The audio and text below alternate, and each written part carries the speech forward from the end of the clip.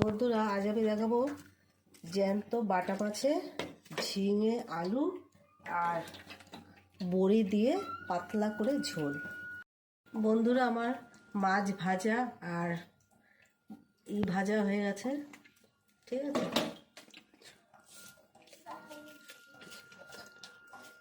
এবার আমি কালো জিরে ফোড়ন দিলাম,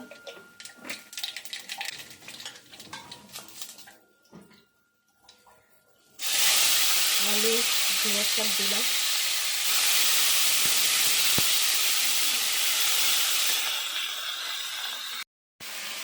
এবার আমি টমেটোটা দিলাম, পরিমাণ মতন হলুদ দেবো,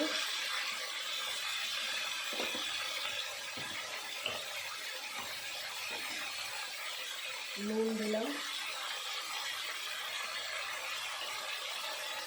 এবার জিরের গুঁড়ো দিলাম,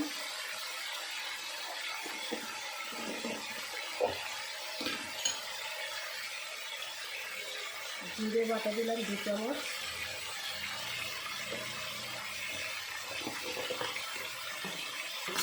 লঙ্কা বাটা দিলাম 1 চামচ।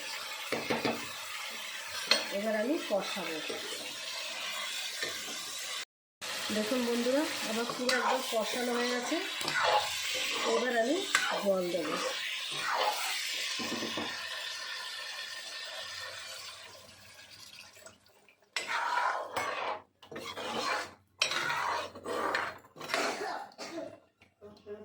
আচ্ছা, এবার আমি মাছটা আর বড়িটা ভেজে রেখেছিলাম দিয়ে দিচ্ছি।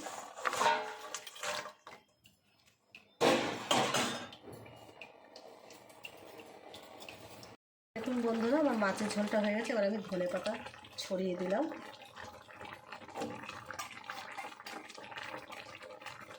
যে আমার ভিডিওটা দেখছেন বন্ধুরা, তারা সাবস্ক্রাইব, লাইক, শেয়ার করবেন। আর আপনাদের প্রতি আমার আন্তরিক ভালোবাসা রইল।